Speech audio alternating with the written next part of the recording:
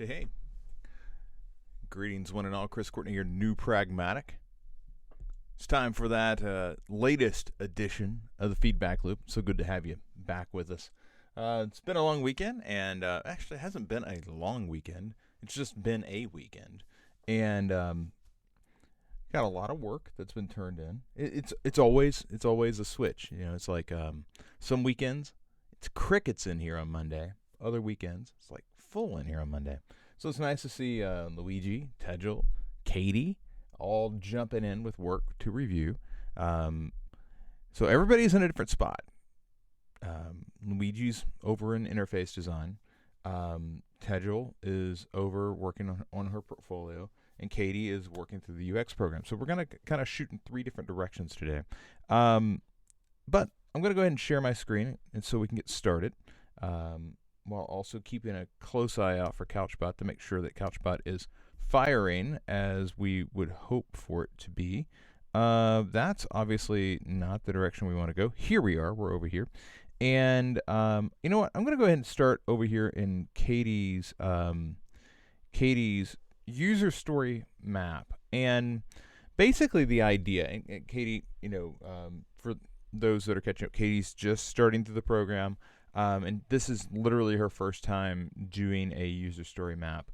The whole point of a story map is to get ourselves in a position where we can break down the user stories into discrete details that we will need to have present in the prototype, so that we can actually build a testable solution.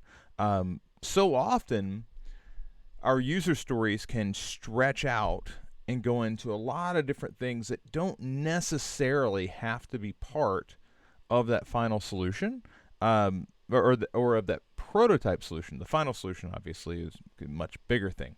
But we want to build something that's testable. And, looking at how you've set this up, so your epics here, you have like create an account and a navigation. And then you have, I don't know how to remove this box, and these things happen. This is as I think I saw, this was your first time using Miro. Obviously, the thing that Katie was up against is if you go in here and you go, oh, well, I'm just going to delete it, it like deletes everything in that row. So that's bad. We don't want that. So what I'm going to do is actually I'm going to come over to the left, and I'm going to create a new task, and I'm going to call this one profile page.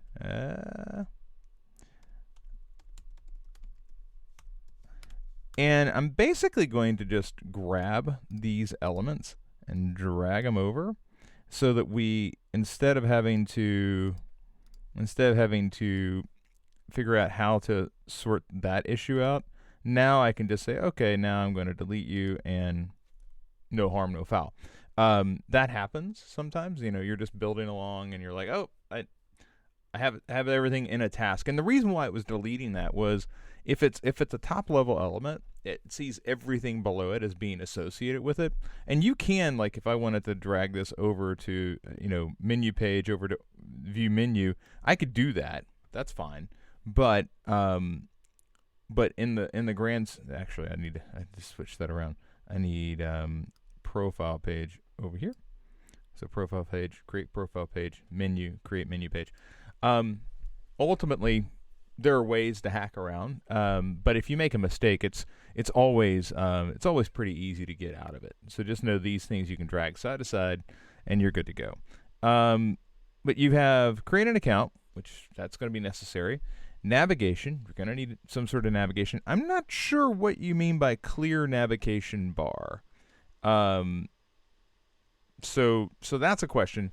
And what's important about this is this is basically setting up our first steps in the concept of ticketing.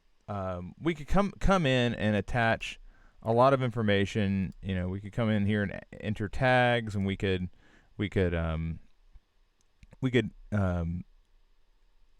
attach things to this, to where if somebody wanted to open it up and see, okay, so what's going on with this, they could be, you're getting into the concept of ticketing. Now, there are much more expansive, better ways of ticketing, But when you have clear navigation bar, it sounds like I need to like clear it out. Like there's some sort of action there.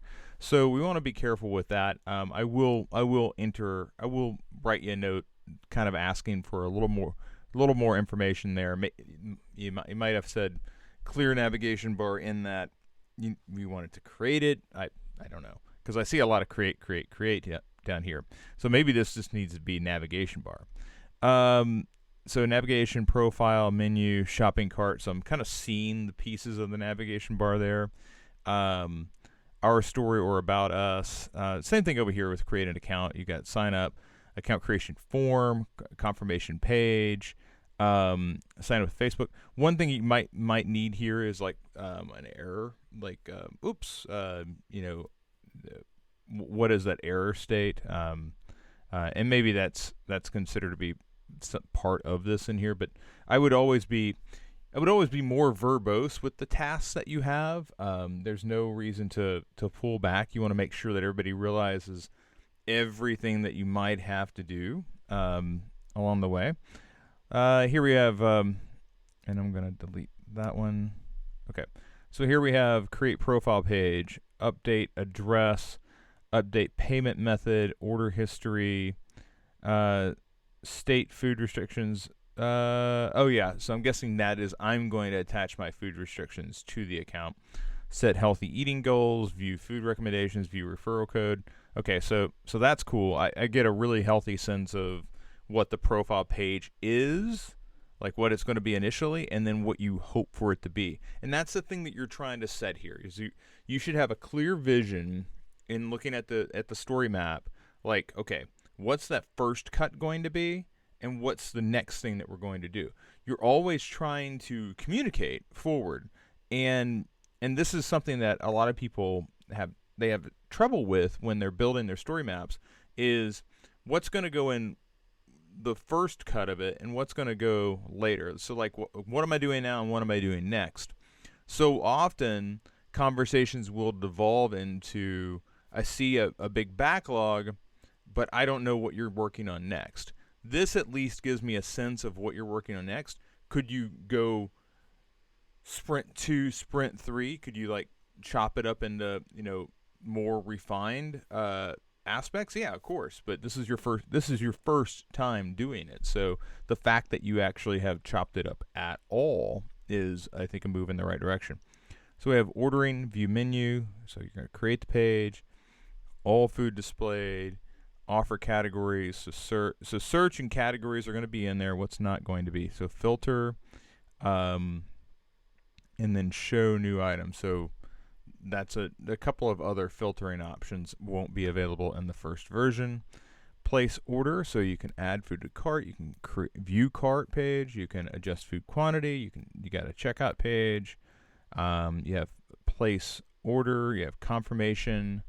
Order has been placed. See total calories. Okay, so that's an interesting aspect. All of this seems pretty much required. So payment is over here. View or clear view of final price and fees, existing or new payment, confirm or change billing address. Okay, delivery is the next one over. I was going to ask about delivery, but I now see the column next to it.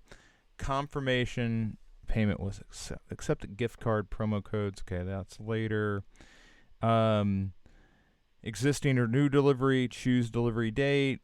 Send email, updating when food tracking. Okay. Customer service, looks like you're going to have an FAQ and a contact email, chatbot, and robust FAQ features. It's interesting. I'm guessing that you're going to test, like you're going to have a question in your user testing saying, can you access the customer service page? If not, I would keep this here, but I would like move these down. Like if there isn't an initial build involved for sprint 1, I'd move it down to sprint 2. But only keep those if you're going to be testing whether somebody can like contact customer service. Food descriptions food page for each item selected. So here's an image, here's a meal description, here's an ingredients list. Yeah, and what I would say is on this, I'd probably move it down to where, it seems like it goes over here in front of ordering. Like you have the navigation, and then you have the food descriptions, and then you have ordering. Although it could be after, so I'll move it after ordering. So now it's down here. It was just a little out of line. Really, I would want it like right here in between, because I'm gonna view like the food page. So like I'm gonna click on something, and then I'm gonna hop over here to food descriptions. But I can see it as its own epic because this is really related to the details of that specific item, that food item that's been selected. So I get it. You can have a lot more off to the side. So food page for each item selected, I could also see this is one where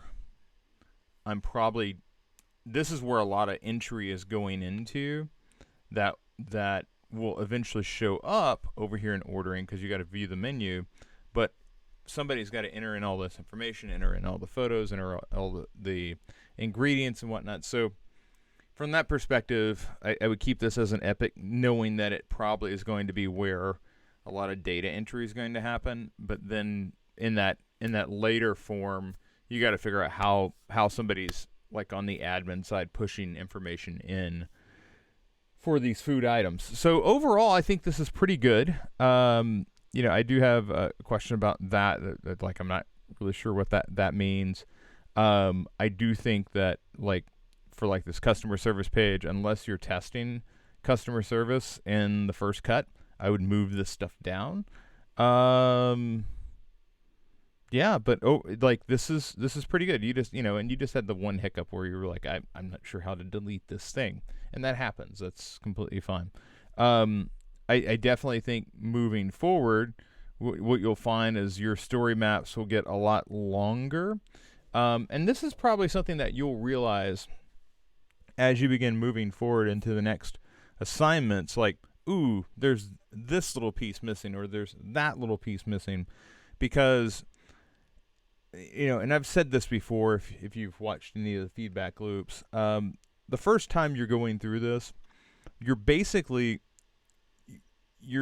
at each step, you're probably feeling like, oh yeah, that's something that I didn't see last time, and you feel like you have to go back and do a little backfill. I'm up to 5%. I think that I think everybody has to do backfill. As you're working through, there's unless you're doing something that you've done a billion times over and you could just close your eyes and do it in your head, you're always going to have that, I didn't think about that, or I didn't think about this angle, or we need to adjust. And so long as your backfill isn't like, holy crap, I forgot about ordering, I forgot to think about how people place an order, like legit big like that, or how does somebody view the page? Like those are giant misses. If you forget, we're going to need a confirmation here, or we're going to need some microcopy there, then I think those are forgivable mistakes that ultimately always pop up, regardless of how long you've been doing this. It's like, oh yeah, we definitely are going to need that thing. So overall, pretty good work here, Katie. I'll send over a couple of questions, but I think you're pretty much through. And again, this was your first time using Miro, which by the way, I love the Miro. But it does take some effort getting used to it. It is a different platform. It's much like in my opinion, FlowMap and Miro. They're more constrained than Figma. Figma is like you got a lot of tools and you can kind of do whatever. Miro and FlowMap are a lot more opinionated about like, oh, you can do this, and oh, you can't do that, and you're like, well, why can't I do that? So it's just getting used to the tools. So let's go ahead and close those down. And, I'm going to come back to Luigi because I've got Tegel right here. And I'm also going to check the channel. And it looks like we're doing fine. Couchbot did fire. So Tegel, she's looking for an overall assessment. She's got 2 copies of her About page, and she's guessing that one is tracked and another is untracked. I'll check in on that. She's tools, skills, main nav questions. Okay, let's see what we can do here. Let's see if we can help you out. So let's go over here. Let's go ahead and shut that down. I'm busy writing new curriculum. I'm always writing new curriculum. Somebody asked me when will I be done with new curriculum, and I told them I'm not sure I will ever be done with new curriculum. It's kind of one of these things that I feel like once I get to the end of the horizon that I can see from where I'm standing right now, I will see a new horizon, and I will continue to chase that into the future until I basically expire. That sounds interesting. So let's check it out here. Let's say get status. Okay, clean. So I'll pull in.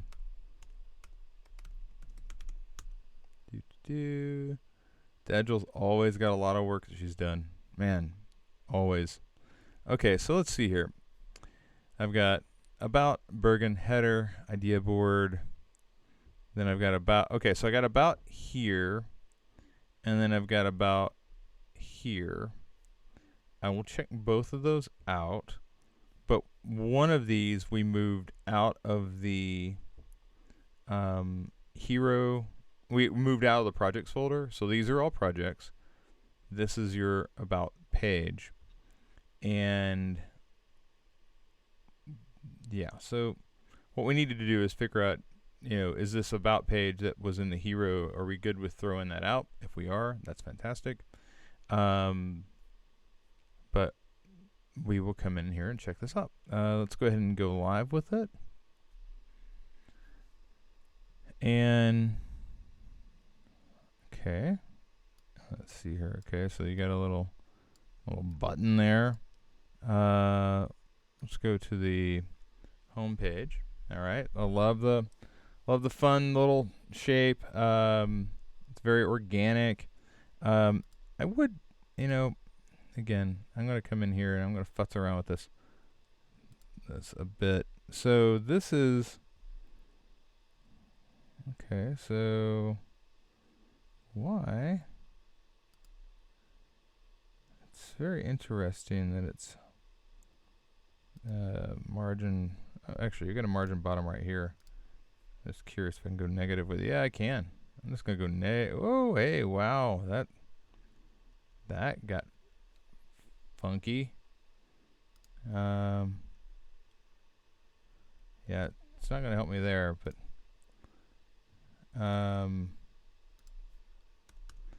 trying to fully understand what's going on here. You got Notepad, and then you got, oh, those are separate? Why would those be separate? That's really interesting. Okay. Well, I'm mainly reacting to the spacing here. I don't care for the spacing. I'm not sure why it's so spaced out. I'd like these to be tighter together. But you've got these in separate H1s, and then you've got these in separate H3s.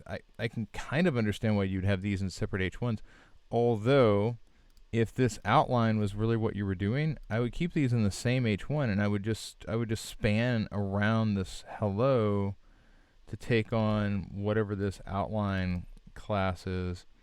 So you've got this WebKit stroke, and that's fine.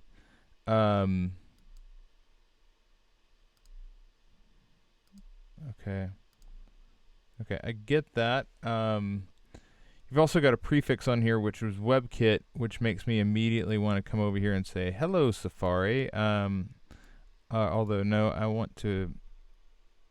Oh, that's WebKit, so it's working here. Yeah, and I'm in Firefox, so I just want to see how it reacts to us in Chrome. Let's do this. Let's do that. And okay, that's fine. Although this loaded really slow, which was interesting. I'm wondering how big that is.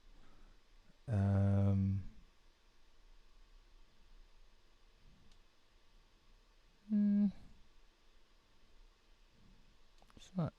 Well, I mean, well, it's actually pretty big. So we should look at that. Not a huge issue though. What's not loading? Oh, lazy load's not loading, or lazy load's not loading on some page. We'll need to sort that out. But again, I don't really care for the spacing there. Here's idea board. Here's Bergen. Here's recent work. Here's your logos. This is really coming along pretty nice overall. I realize I was kind of picking at this thing right here, but this is idea board. It's kind of interesting. You have Bergen, which is presented like this, and then you have idea board. I don't know if you need the computer around it. Idea board as if we view the case study, and again, this spacing's killing me. So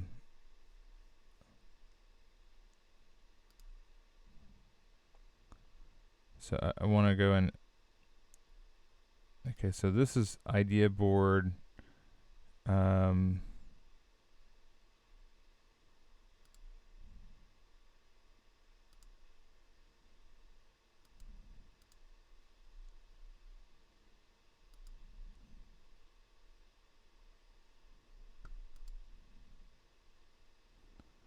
Yeah, I'm gonna come back to Firefox. I'm just more comfortable editing over here.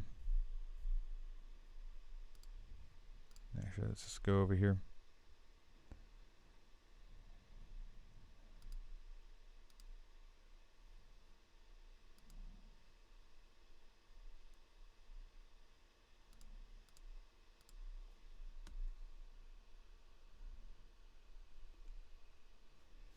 Yeah, that feels a lot better just at 100%. So I definitely want all the typography to tighten up. Not sure why that's positioned there. Okay, so this is a situation where you have align items at flex end. Interesting. So what happens when we go big? Okay. That's interesting. And we're going to inspect again.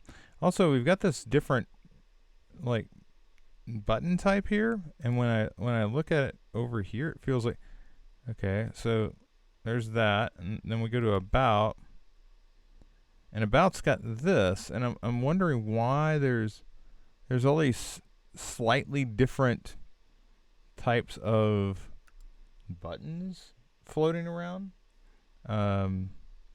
Make it this, and then that, and on one hand, I get it. You're trying to say, hey, go to the prototype, but I don't necessarily know that you, and that's kind of tight there.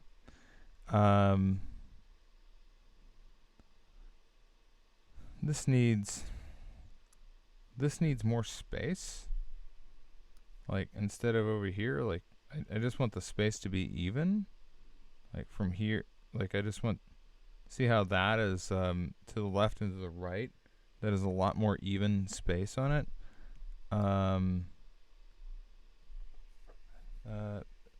Yeah, it's the same thing here. I'm not quite sure what's kind of going on right there. That's tightened up.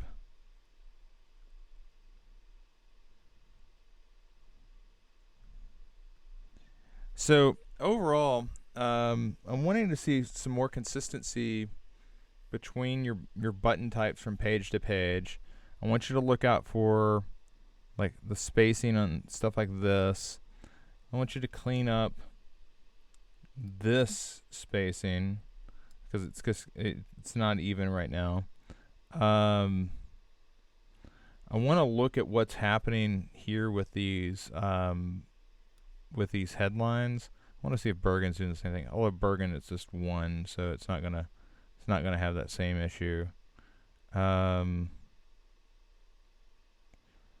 This is a little messy right here. Like you're the creative director, and the duration is closer to you than it is the 3.5 months. So there's like something happening there. Maybe you just need some space below that.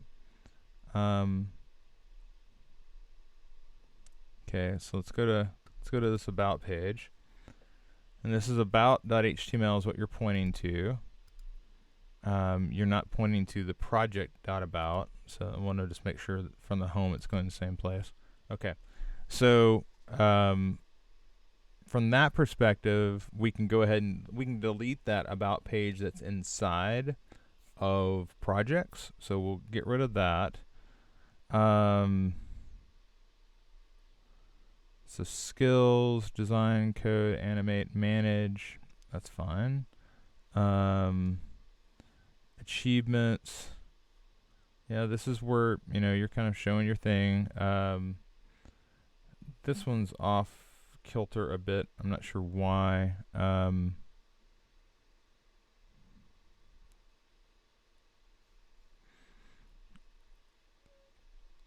This kind of feels lost here at the bottom.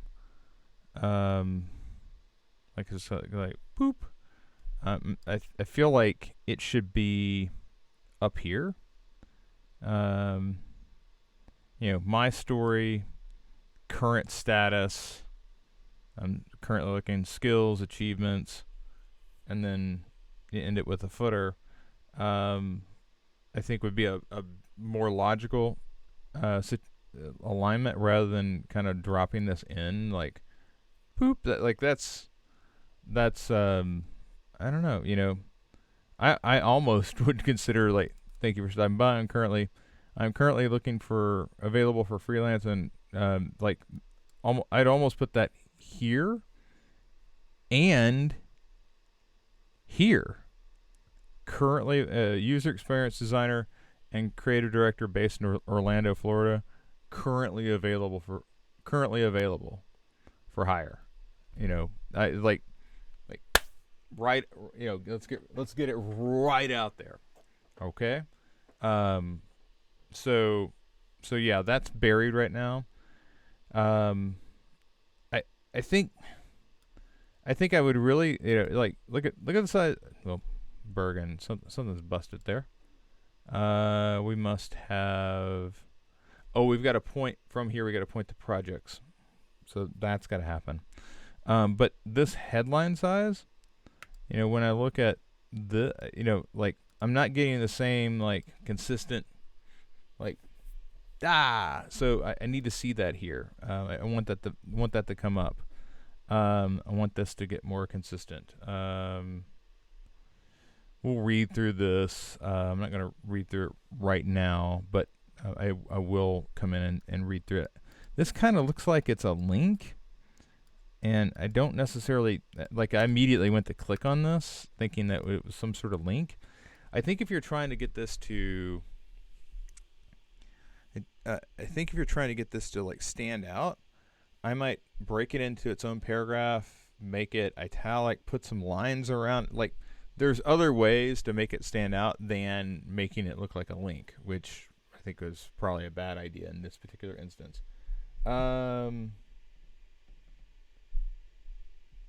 Yeah, Tedgel, totally understand. Tedgel's, she's not tweeting at me, but she's in Discord.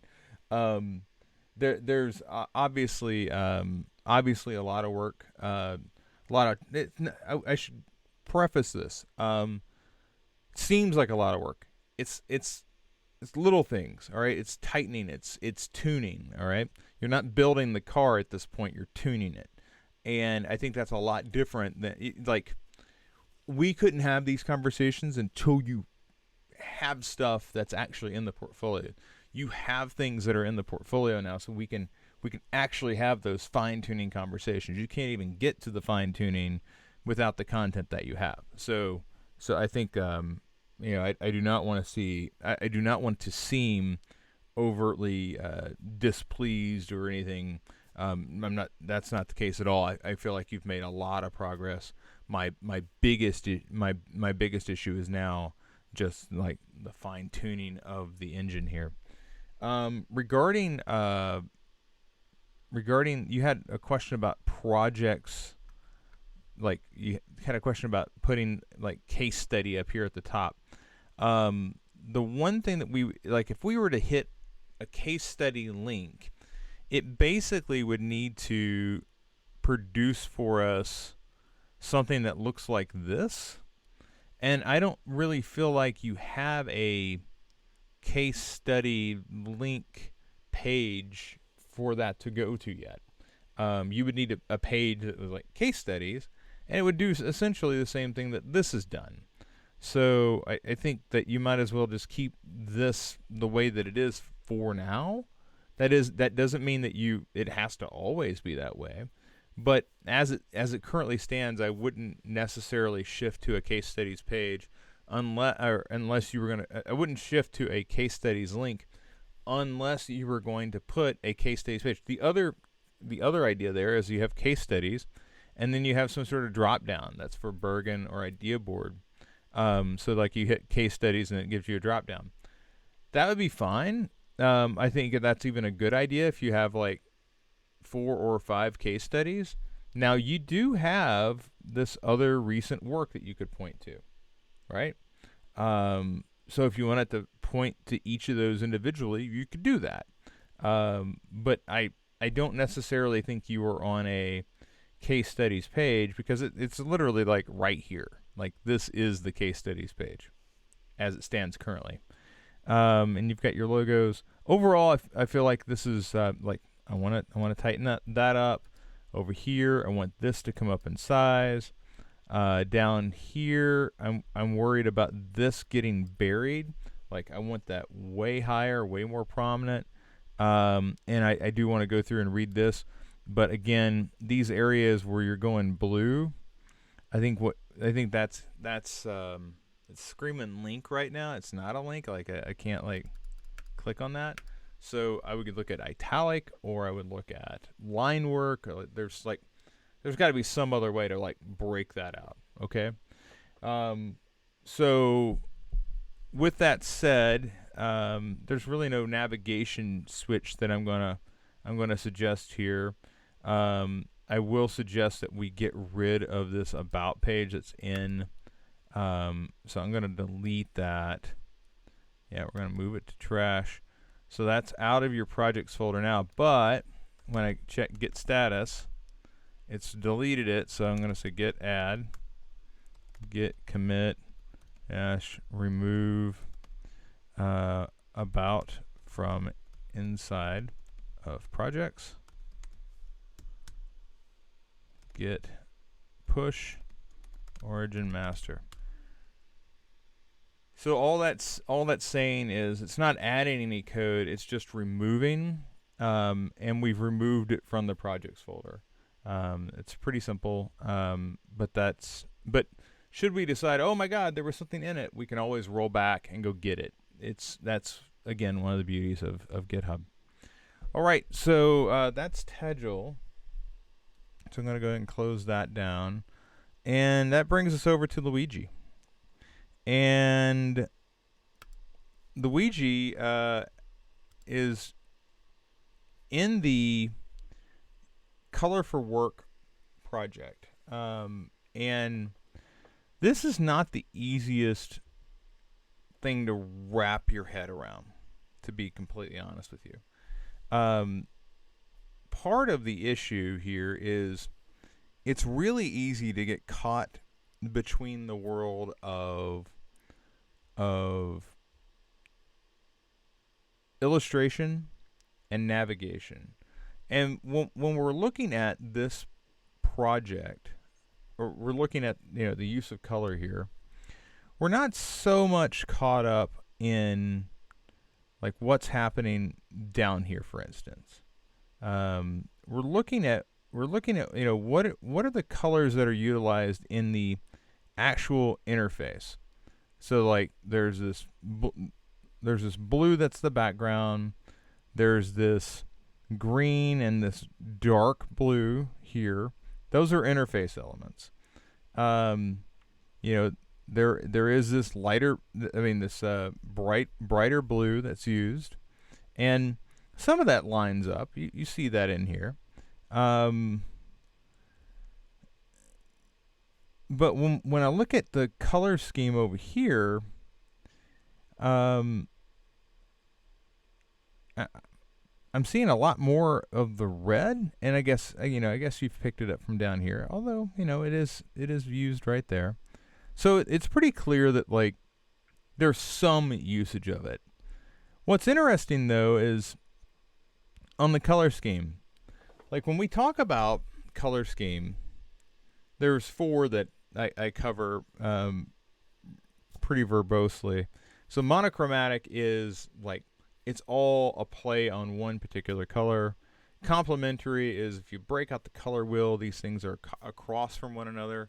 And by the way, I do a lot of my discussion of color using Sean Adams' dictionary, Designer's Dictionary of Color. This is a really nice book helping just walking through kind of how color works and how it maps and the range and the variations that you can use. A lot of people ask about, well, is red a bad color to use, or is blue a bad color to use? And I don't worry so much about the types of colors that we use because I really do believe that we're all conditioned to color in slightly different ways. So, some of it is just cultural, like the things that, take for instance, and I make this point in the content of the chapter. Red. There's red states and blue states, and in the United States, there's this.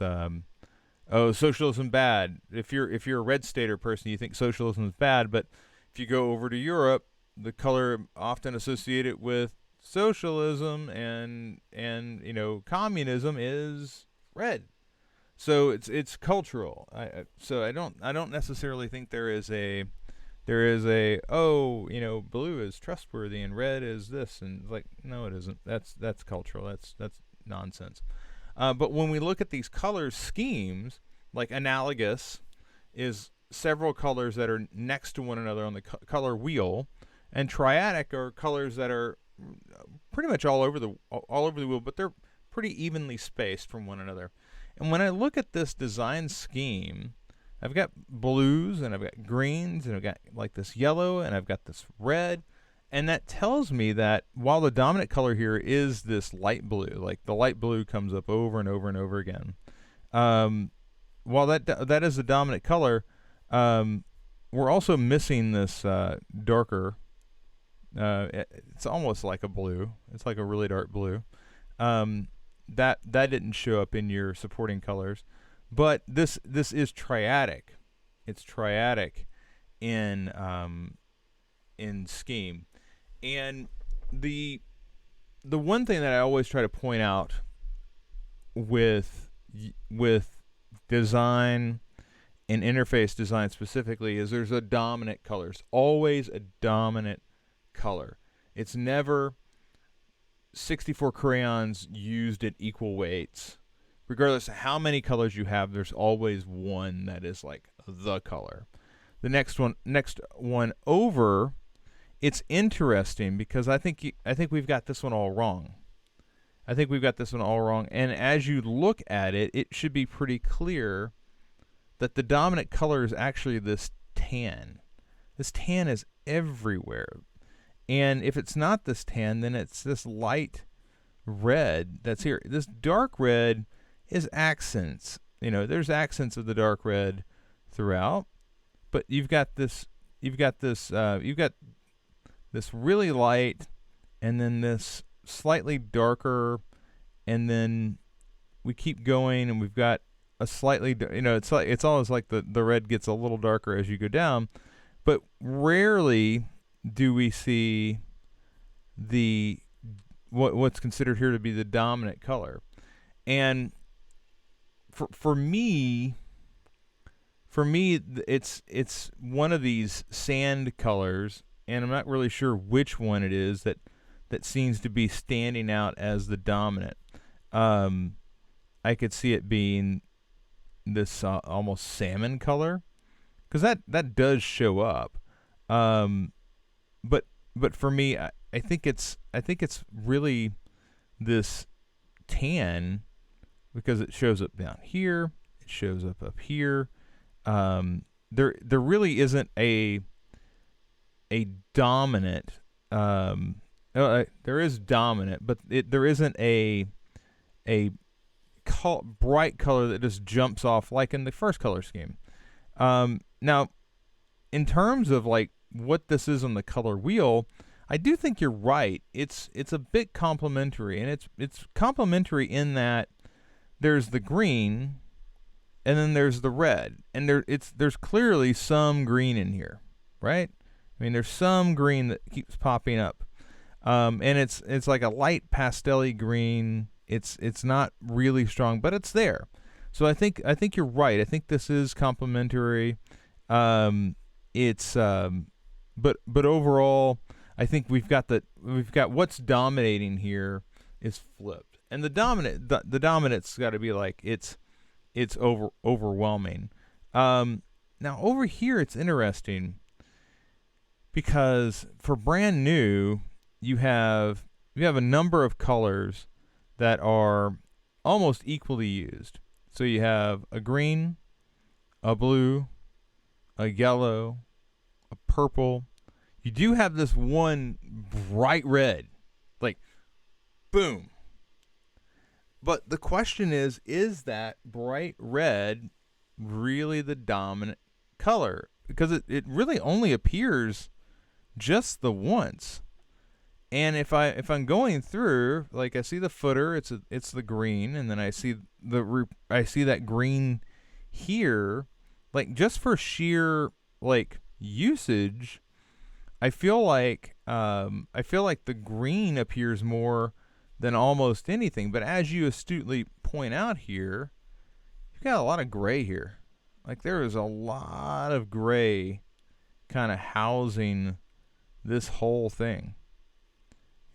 And I don't think you're wrong in picking that gray out as your dominant. I think you are right in avoiding simply anointing this bright red here as the dominant, even though, I mean, it's clearly like the lead, but I almost want to go back and look at brand new as a site. So I just want to go to brand new. Brand new, under consideration. And is the bright red still there? No. That's interesting. So that promo went away, and this is like clearly an ad. And what is our feeling about the color usage on this site become now? And I feel like it's gray, it's green, it's blue, it's very light and subtle. And in this particular case, the first round Portland's out because this date is already passed. So that was an ad. And when you look at it like that, this becomes green, blue, yellow, purple. It has an other feel to it. It also has a triadic feel to it. It all has the same tone. Like, the values that are produced here are all about pretty even. But everything comes back to the gray. Everything's like setting on top of the gray. So I think that I think I think your overall was right. Your gut instinct not to anoint the red because it only appears that one spot was right, and if you look back, it goes away. So let's keep moving on. You got caffeine, flexible ownership. You killed it there. Monochromatic. There's no. It's green or gray, and the grays that are here, where it's really green, like there are some, and in the really green, it's like in the logo, it's kind of in the illustration, it's in the navigation, it's in the icons, it's in this like promo for the download, like it's all there. It's monochromatic all the way. I think you did a good job on that one. That one's a bit more of a layup. These over here, that's particularly brand new. I think brand new is a conversation. Brand new is a conversation about color. It's just begging for it because there isn't anything that takes dominance except for the fact that gray is behind everything, and it's a site dedicated to logo discussion, which is interesting in and of itself. So oh gosh, I almost forgot. We've got one more. And this is, what is the site? Oh, Generated Photos. Generated Photos. So how many people have tripped across Generated Photos? These are photos that are generated by artificial intelligence, which means these people that you're seeing on screen don't really exist, which I think is like a little mind-blowing. Like, the great news is you don't have to worry about accidentally using somebody's likeness, because these humans that we're looking at aren't really humans. They're not there. They might resemble somebody, but this is not a photo of that person. Like, nobody sat down and took any of these photos, which in and of itself is like, but the question is, well, what is the dominant color here? And I think you're right. The dominant color here is the fact that it's just black. It's black with some supporting colors on top of it. But what are really the supporting colors? Well, let's look at it. So you have this little gradient here, which I think you could pick a color out of that and call it good. Obviously, this purple is a pretty important color. As I go down, it appears over and over again. And for me, that is the most important supporting color that's here. It's black, and then it's the purple call to action color. So where does it appear over here? And it doesn't. Luigi, where's my purple at? I mean, this is kind of it, but I think you've picked up off of this. And this again goes back to what I was talking about. We get trapped into focusing on the illustration. This is the illustration. This is not the navigation. This is not the colors that are working. All right? So these are all illustration, and sometimes you'll have 10 colors and sometimes you won't. The orange is used as part of the navigation, because I mean, this is the background of an image. It's not the actual image over here. It's a background. The purple's on top of that. But for me, it's the purple. You've picked up that orange. It's there. This orange might be on this side of the spectrum, and maybe this red is on that side of the spectrum. So maybe those colors are both there. Maybe this is a gray of some sort that is appearing.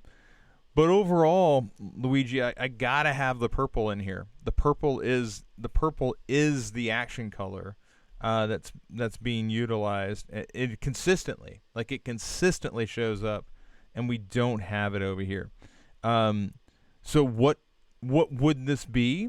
Well, I could see you getting away with calling it an other. Black is hard to quantify, but as part of a color scheme. But if I was to say, okay, well, I've got black. What are the colors around black? Well, I have the purple, and then I have the orange. And if I were to come back to the color wheel, and I'm going to come back to the color wheel, and you would think that I would have this properly marked in my book. I just passed it. So I've got orange and purple.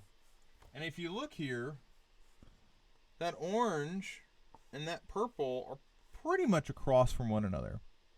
Like they're that it's very complementary. So there is an argument to be made that if black is a consistent dominant color that's being utilized here in the but you can't use that on the wheel. So if you took the other two, which were purple and orange, I could make an argument that this is a chromatic or a complementary, not chromatic.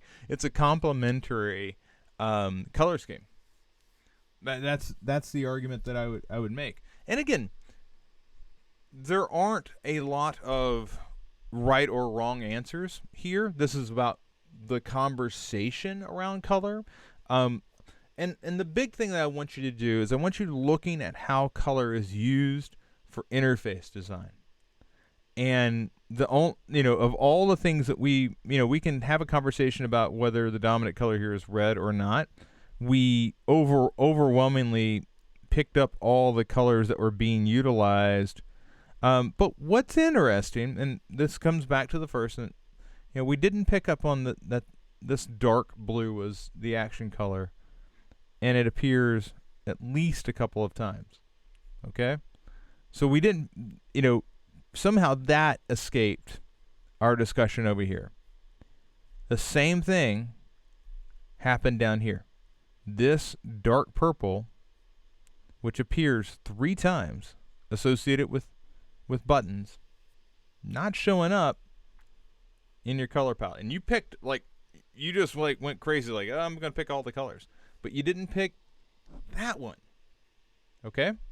So think critically about what colors are being used to draw me to things. Okay? And the most important color here was that purple. All right, let's move over to the I feel like I beat a dead horse there, but let's move over here. So here Luigi was handed a gray slate, and essentially we're looking for the application of color to this design. And there's a couple of things that are really important to realize, regardless of your usage here, which I can make an argument that these both look like they have been tapped. We're going to talk about states in the feedback chapter. You haven't gotten there yet. But the state of is it active? Is it being hovered on? Is it being tapped? Those things all come to mind. But that state is also present here. Which one of these is active? When I look at this page, this is the Explorer page, okay? Which one of these icons feel like it's most likely to be Explore? And I'm going to go with this compass here. Now, that's not right or wrong. Again, remember, I've given Luigi a blank slate and said, hey, this is a coloring book, and I want you to color it in for me. All right? But if this compass is active, what are these other colors? Have we really identified that this page, this Explorer page, is currently being looked at? In the navigation, where does it live? Is this the home page? Let's just say it's a home page. What happens to this design if I turn that white? Right now, what that's saying is oh, you're on the home page, and the home page is Explorer. And if I were to go to the chat page, the home page would go away, and then this chat page would become white, and this would fall back to that green. and we begin moving through the navigation. Obviously, this is not the chat page, so this would be closer. Or although I could make an argument that this is actually the Explore page, and the home page is a different experience altogether. So I will select that. All right. So that's the type of thinking that I want to see happening. Like, what is active? What's happening? So Luigi, I'm gonna throw this back to you. This is the dark mode, by the way. Right now, I've got a couple of things that I'm interested in. One, what is the active color being utilized in dark mode? Is it the white that's on the notification bell and the dollar amount? Okay. Or is it the green that's active on the navigation? Whichever one of those it is,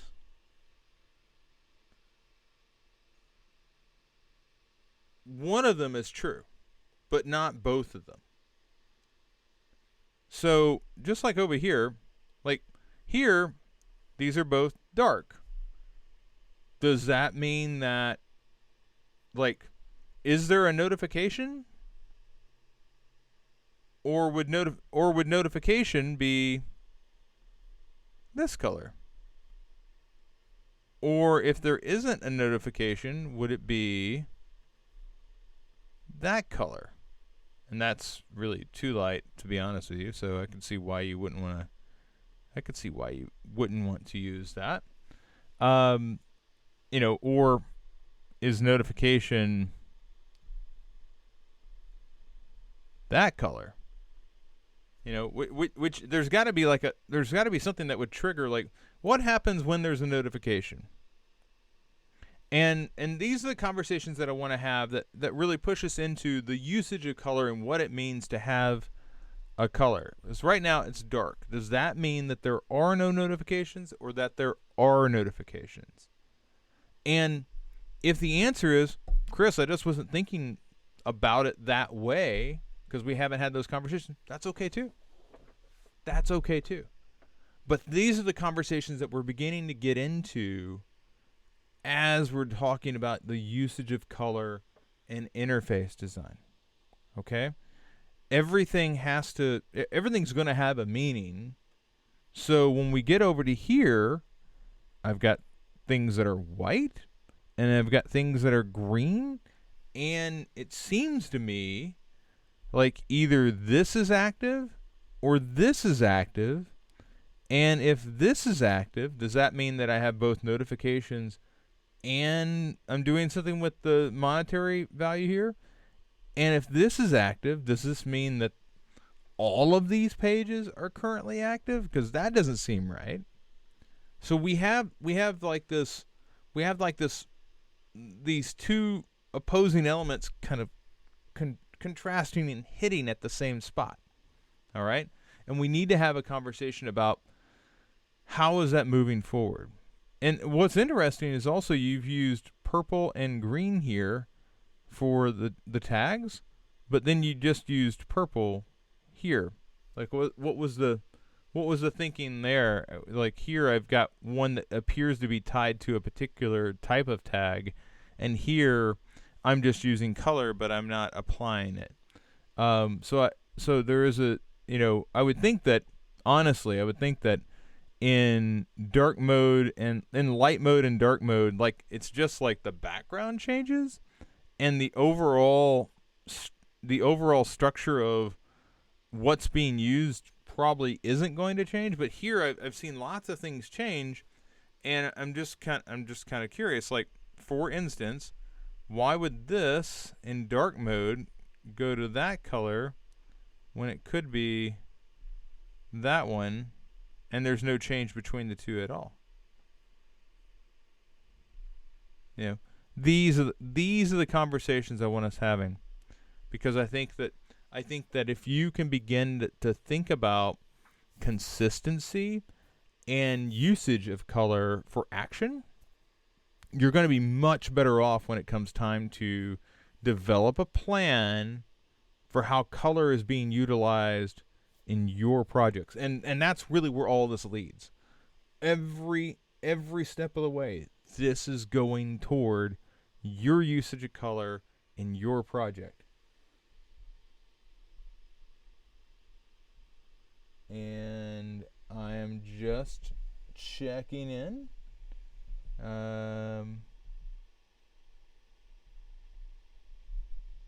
All right. Just checking in. Ladies and gentlemen, that's it for this edition of the Feedback Loop. I will check in with all of you again on tomorrow. And otherwise, have a great rest of your day, okay? Take care.